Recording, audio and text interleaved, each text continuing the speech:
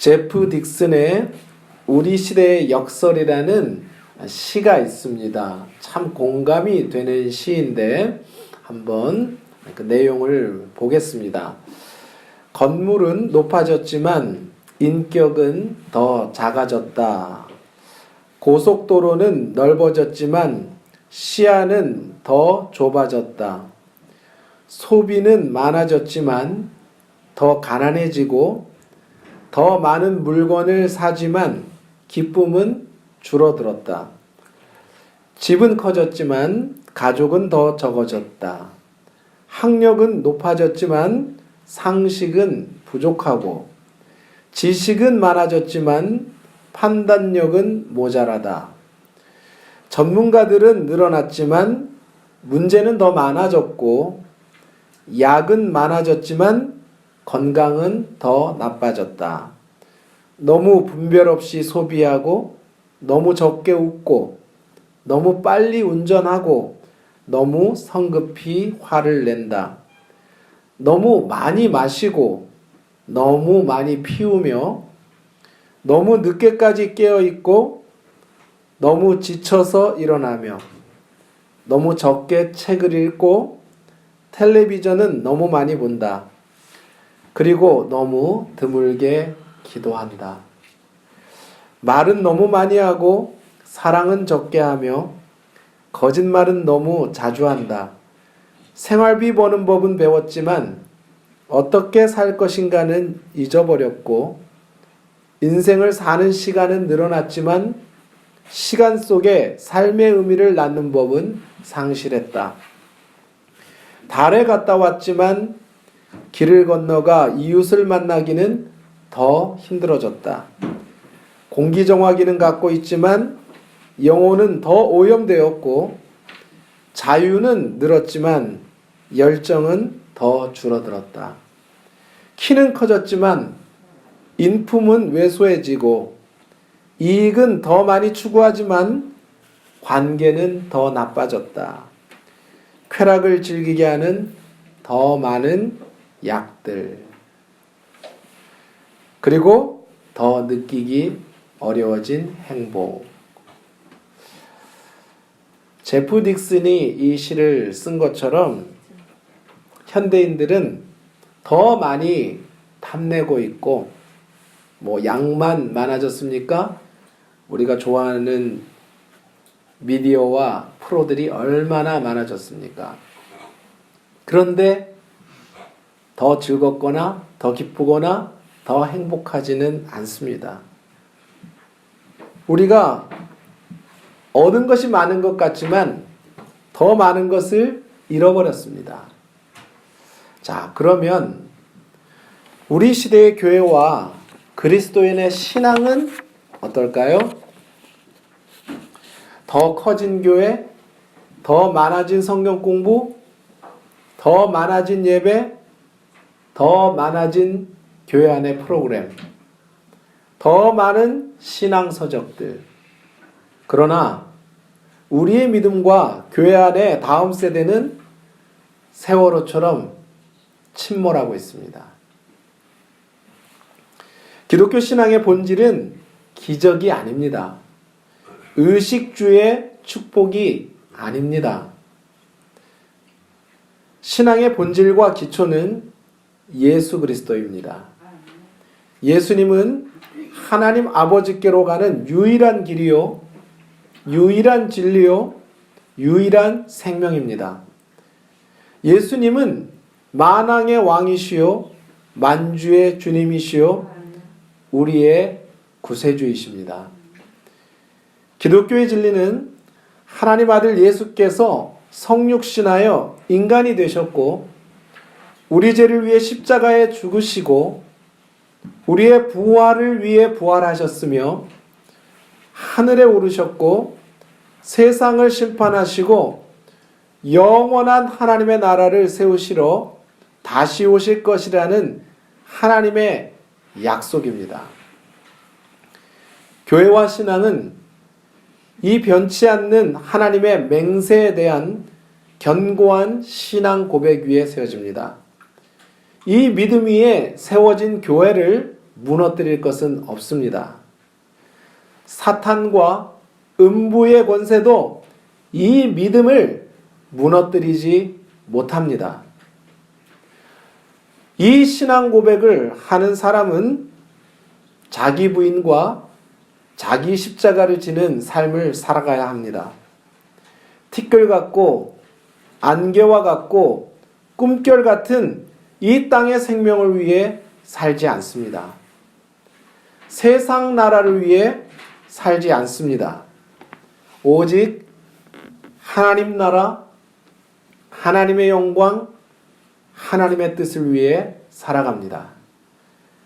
하나님의 나라만이 영원하기 때문이고 우리가 영원한 생명을 은혜로 받았기 때문입니다.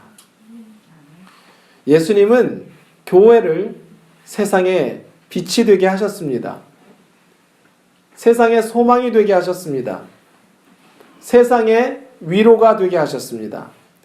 그러나 역사에 존재했던 많은 교회가 손가락질을 당했습니다.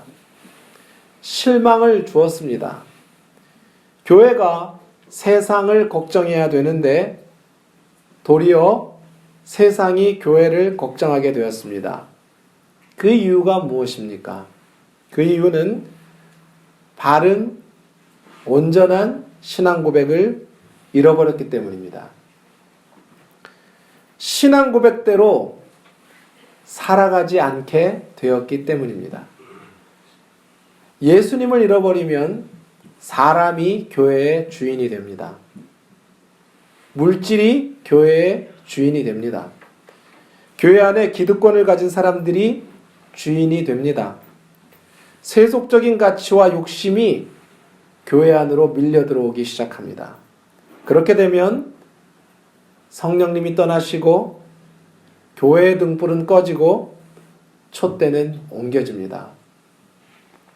99%의 국민이 기독교인이었던 독일이 히틀러에 넘어갔던 일, 97%의 국민이 기독교였던 러시아가 3,000명의 열렬한 공산주의자들에 의해서 전복되었습니다.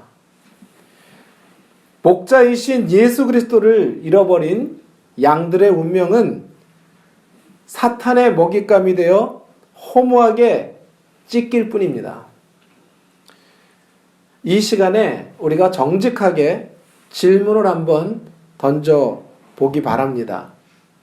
나의 믿음은 안녕하십니까? 안녕해 보일 뿐입니까? 예수님이 공생애를 시작하신 후 첫 유월절이 왔습니다. 예루살렘 성전 맨 바깥 뜰인 이방인의 뜰이 있었습니다. 예루살렘 성전은 이방인의 뜰, 여인의 뜰, 안쪽에 이제 성전뜰 해서 성전뜰은 남자들이 들어갈 수 있었고 3단계로 되어 있죠. 그 이방인의 뜰에 이르자 예수님은 작심하신 듯이 계획하신 일을 행하셨습니다. 오늘 본문의 이야기입니다. 이것을 성전 청결 사건이라고 하는데 이것은 예수님의 우발적인 행동이 아닙니다. 예수님이 여러 개의 줄을 엮어서 채찍을 만드셨다는 것은 사전에 침착하게 이 일을 계획하셨다는 것을 보여줍니다. 예수님이 30세에 공생애를 시작하기 전에 매년 3차 절기마다 예루살렘 성전에 오셨을 것입니다. 그러니까 12살 때부터 30살이 되기까지 이걸 보면서도 이 성전의 작태와 행태를 보면서도 참으신 거죠. 온유하고 겸손하신 예수님이 이처럼 분노하시고 과격한 행동을 보이신 적은 복음서에 없습니다. 본문의 채찍이라는 단어는 프리겔리온이라는 단어예요. 프리겔리온은 로마 시대에 중대한 범죄자에게 가했던 채찍질과 매질을 의미합니다. 예수님은 돈 바꾸는 사람들의 상을 둘러 엎어버리셨습니다. 둘러 엎었다는 말은 아나트레포라는 단어인데 이 말은 파괴하고 부셔뜨렸다, 부러뜨렸다 이런 말입니다. 그래서 성경에서 이 단어는 가정이 이단에 의해서 파괴되는 데 쓰였습니다. 그러니까 예수님께서 책상을 다 파괴시켜 버렸단 말이죠.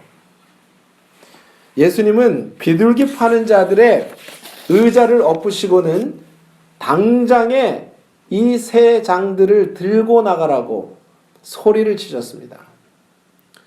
이 모습을 보고 있던 제자들은 시편 69편 9절을 떠올렸습니다.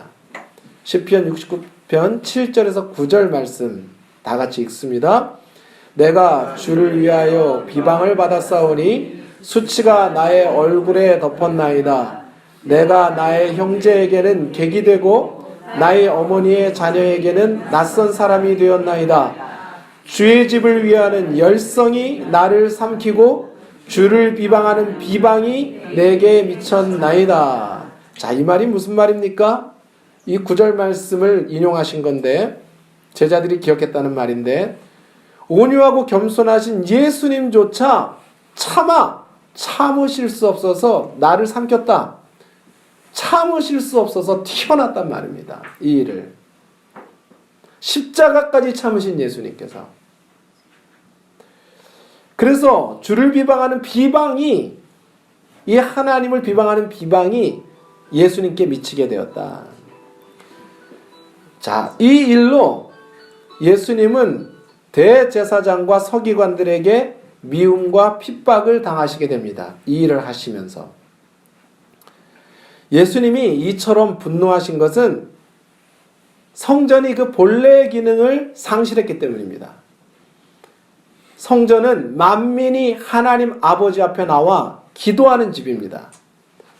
죽음과 사망과 절망의 위기에 있는 사람들이 와서 부르짖고 세상이 줄 수 없고 해결해 줄 수 없는 하나님 아버지의 위로를 받는 곳이 되어야 합니다.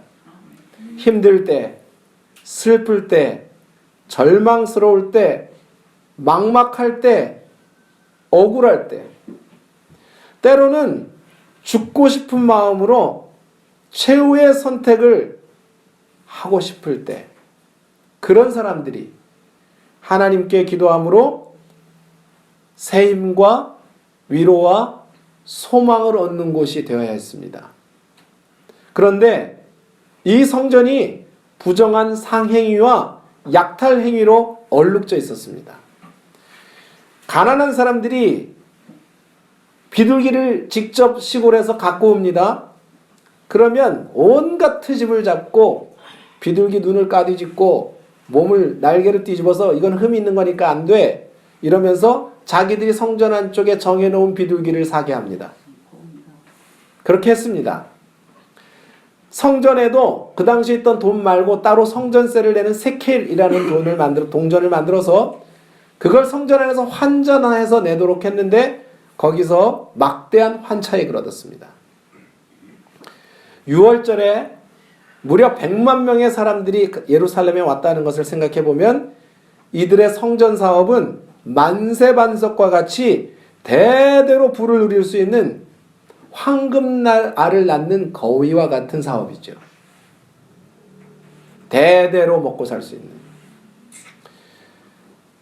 그래서 이 일을 조장하고 공납을 받고 대부분의 이득을 취한 사람들이 누구입니까? 대제사장의 무리들과 서기관들과 성전을 맡은 자들이었습니다. 그들의 친척, 형제, 친구, 뭔가 인맥이 닿는 하속들이 그 일을 맡았지 않겠습니까? 당시의 예루살렘 성전은 헤롯 대왕이 46년 동안 오늘 성경에 보면 지었다고 했습니다. 예수님 전 19년 전부터 해서. 또 예수님이 승천하신 이후에도 30여 년을 지어서 무려 7, 80년을 이 성전을 거대하게 초대형 공사로 한 거죠. 헤롯 대왕은 에돔 출신 이스라엘 백성이 아닙니다. 근데 로마에 아첨하고 뇌물을 바쳐서 왕이 되었습니다. 그는 대제사장들을 회유해야 했고 유대인들의 환심을 사야 했습니다. 그래서 그가 머리를 쓴 것이 그들이 가장 좋아하는 성전을 건축하기로 해준 거예요. 또 헤롯 성전이라는 이름을 머릿돌에 대대에 남기기 위해서 70여 년에 걸쳐서 이 초대형 공사를, 화려한 공사를 한 것이죠. 조공을 바치고 본전도 챙기고 종교 지도자들과 나누어 먹었습니다.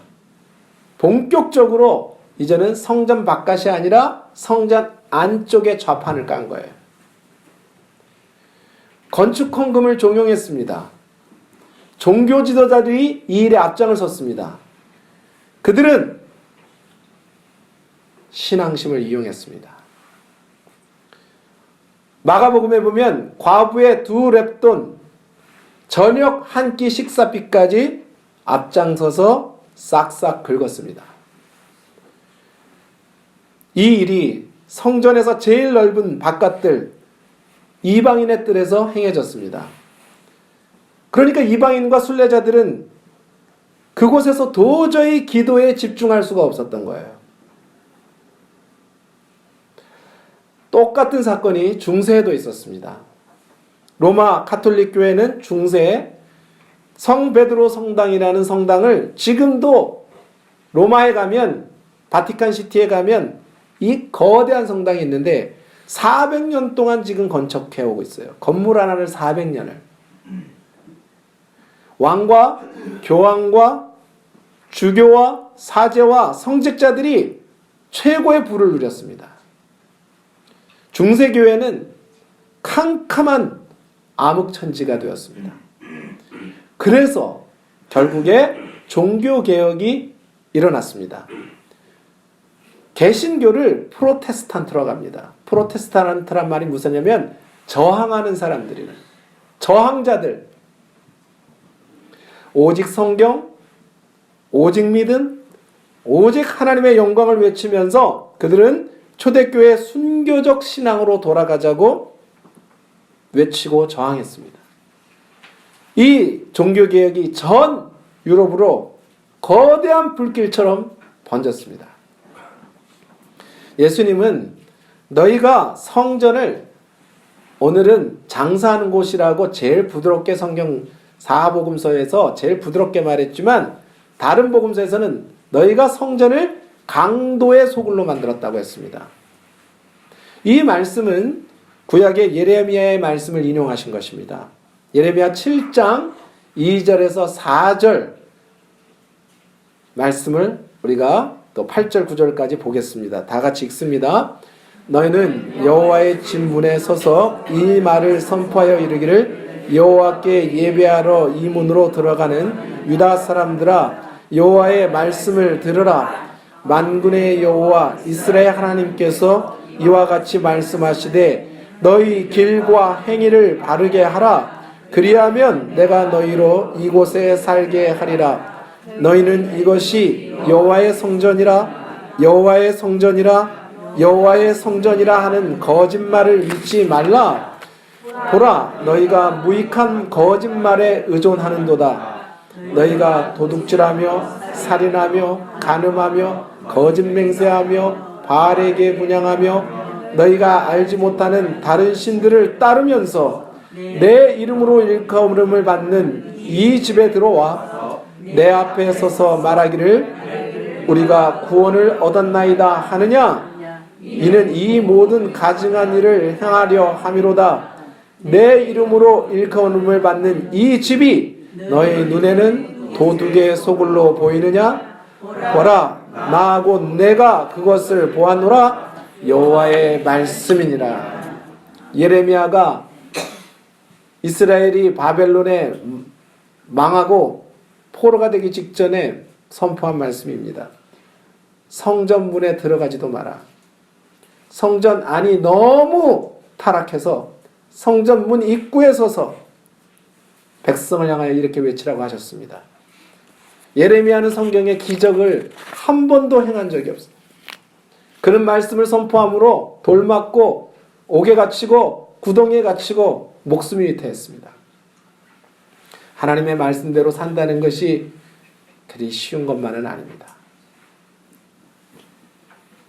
이 하나님의 집 앞에 들어와서 우리가 구원을 얻었느니라, 도둑질하고 살인하고 간음하고 거짓 맹세하고 바알에게 분향했다는 것은 하나님 아닌 다른 것들을 더 사랑하면서 너희가 알지 못하는 세상의 좋은 것들과 그것을 신으로 따르면서 너희가 이 성전에 들어와서 내 앞에서 우리가 구원을 받았나이다 하면 하나님이 구원을 이루어 주시겠느냐.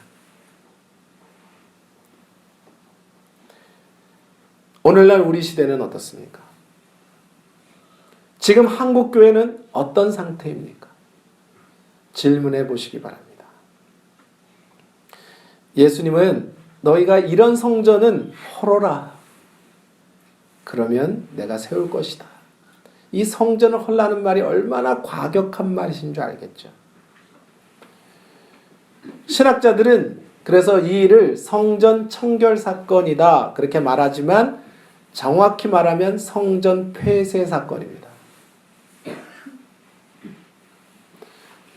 그래서 불과 예수님이 예언하신 40년 후에 로마에서 돌 위에 돌 하나도 남기지 않고 이 화려하게 건축한 70-80년 동안 건축한 성전은 완전히 파괴됩니다. 누가 파괴하십니까? 하나님이 파괴하셨습니다. 교회는 담임 목사의 교회가 되지 말아야 합니다. 장로들의 교회가 되지 말아야 합니다. 기득권을 가진 사람들의 교회가 되지 말아야 합니다. 직분을 받으려면 그만큼 하나님 앞에서 경건한 삶을 힘써야 합니다. 교회는 우리들만의 교회가 되지 말아야 합니다. 교회는 세상의 축복의 통로가 되어야 합니다. 세상을 섬기는 교회까지 나아가야 합니다. 교회는 벼랑 끝에 몰린 사람들이 나와서 기도할 수 있는 장소로 세워가야 합니다. 교회는 내 아버지의 집, 하나님의 거룩한 집이기 때문에 그렇습니다. 성전에는 하나님이 항상 우리보다 먼저 나오셔서 24시간 이 약하고 고단한 인생들의 기도와 눈물을 받으시려고 기다리고 계신 곳이 하나님이 기다리고 계신 곳입니다.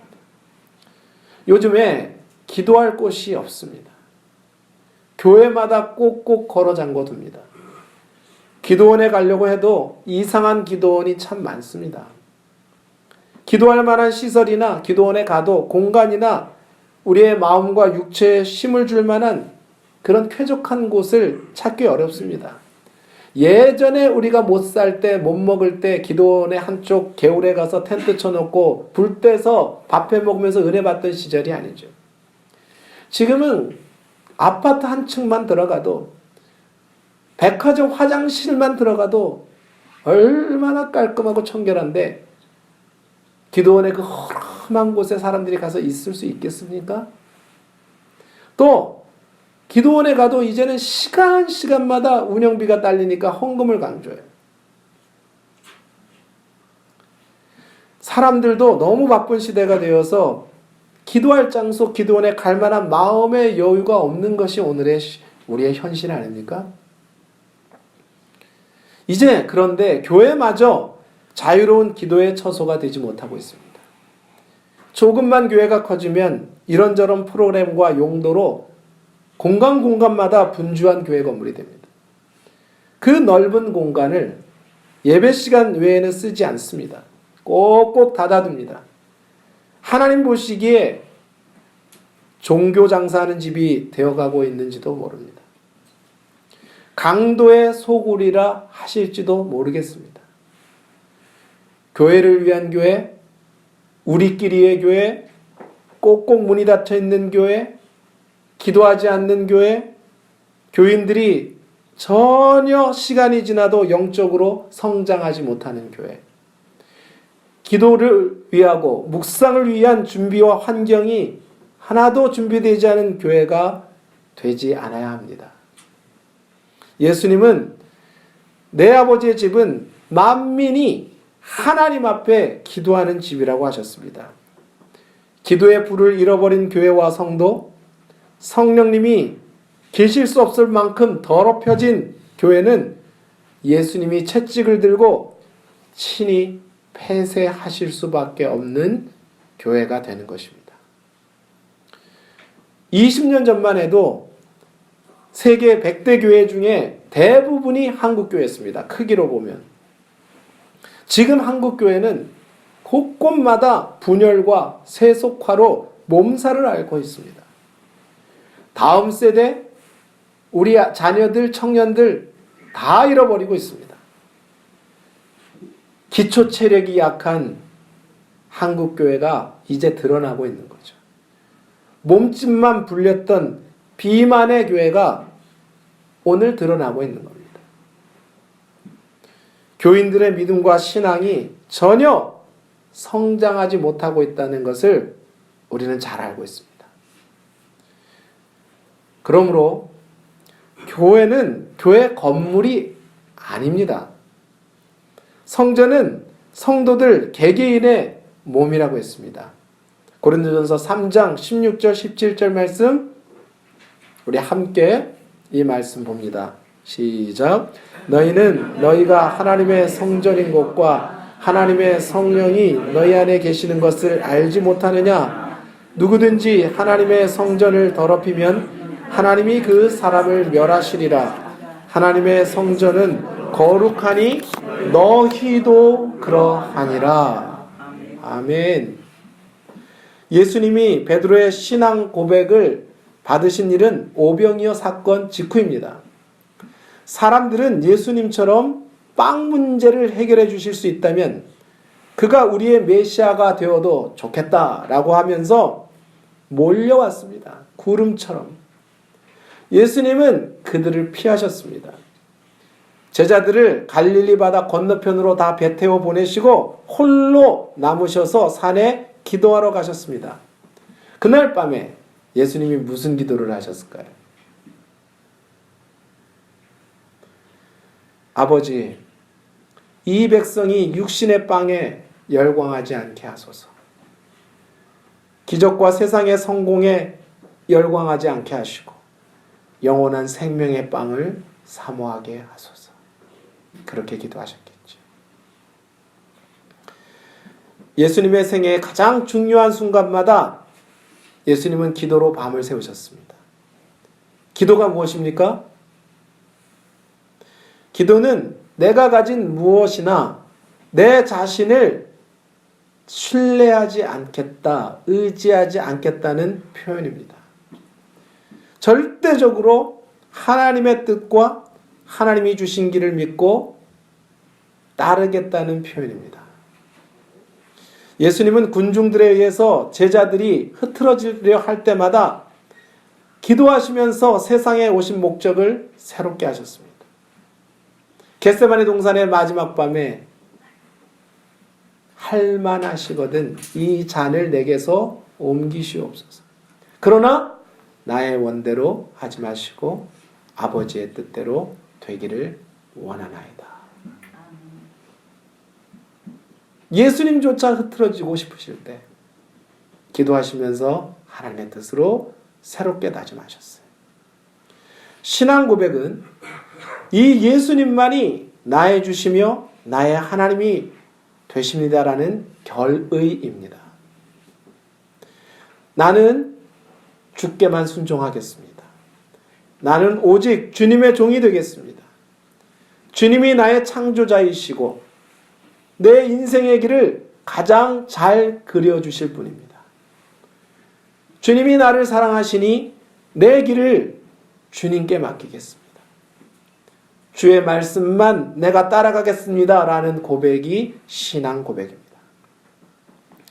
누가복음이 기록되던 초대교회는 로마 황제를 신격화했습니다. 요한계시록의 버가모와 같은 도시에서는 1년에 한 번 황제의 신전에 제사에 꼭 참여해서 참배, 그 신전에 절을 하고 참배 확인증을 받았습니다. 그 확인증을 받아야 집도 살 수 있고 장사도 할 수 있고 공무원도 될 수 있었습니다. 시장에 상인들의 조합에 가입할 수 있었습니다. 그 확인증이 있어야. 초대교회 그리스도인들은 그 일을 하지 않았습니다. 그래서 힘들게 살았습니다. 그러나 예수님을 포기하고 황제를 주님이라고 하느니 차라리 가난을 택했습니다. 핍박을 피해 땅속에 들어가서 살았습니다. 그렇게 250년간 예수님만 주로 모시고 순수한 신앙을 지켰습니다. 화형을 당했고 사자의 먹이가 됐고 원형 경기장에서 굶주린 맹수와 싸웠습니다. 십자가에 달렸습니다. 끓는 기름가마에 던져졌습니다. 그렇게 250년을 굴복하지 않았습니다. 그렇게 해서 로마를 뒤집었어요. 예수님만이 영원한 소망이요, 예수님만이 세상을 변화시킨다는 것을 그들은 증명해냈습니다. 그 순수한 순교적 믿음을 이어받은 사람들에 의해서 천자의 민족이라고 하는 우리 이 땅까지 예수 그리스도의 천국 복음이 전파된 것입니다. 그렇게 예수님은 자기 몸을 십자가에 스스로 다하셨습니다. 성전된 자기 육체로 3일 만에 부활하셔서 사람들이 인간의 욕심과 야망으로 폐쇄된 성전을 다시 세우셨습니다. 그리고 이제 그리스도인들에게 그 길을 따라오라고 하십니다. 마가복음 10장 39절 말씀 다 함께 읽습니다. 누구든지 자기 목숨을 얻는 자는 잃을 것이요 나를 위하여 자기 목숨을 잃은 자는 얻으리라. 아멘. 우리 믿는 사람은 실리가 아니라 진리로 살라는 겁니다. 진리를 살면 실리를 얻으리라. 그 교훈을 우리에게 주시는 것입니다. 예수님의 말씀은 우리 목숨이 중요하지 않다는 말씀이 아니지요. 죽음 이후의 삶이 있고 그 영원한 생명이 더 중요하다는 것입니다. 세상에 함몰되지 말고 우상에 무릎 꿇지 않는 사람들이 비록 육신의 죽음을 당하고 잃더라도 영원한 생명을 얻게 될 것이라고 격려해 주시고 있는 것입니다. 사람들은 무슨 짓을 해서라도 이익을 얻으라고 합니다. 예수님은 온 세상을 얻고도 자기를 잃으면 아무 유익이 없다고 하십니다. 사람들은 자기를 포장하고 스펙을 더 쌓고 자신을 과시할 방법을 찾으라고 합니다. 예수님은 자기를 부인하고 하나님이 각자 보내신 자기 삶의 자리에서 자기 십자가를 지라고 하십니다. 움켜쥐지 말고 손을 펴서 베풀라고 하십니다. 사람들은 가능한 자기 십자가를 벗어 던지고 다른 사람에게 지우라고 합니다. 야망을 따라 살라고 합니다. 섬김을 받으라고 합니다. 예수님은 주는 사람이 복이 있다고 하십니다. 섬김을 받기보다 섬기는 사람이 복이 있다고 하십니다. 육신의 목숨을 잃어야 영원한 생명을 얻습니다. 영원한 부활의 몸을 얻습니다. 주님이 오늘 우리에게 격려하십니다. 너의 그 화려한 성전을 날마다 허물어 주기 바란다. 그러면 내가 내 안에 내 아버지의 성전을 세워줄 것이다. 여러분에게 예수 그리스도는 어떤 분이십니까?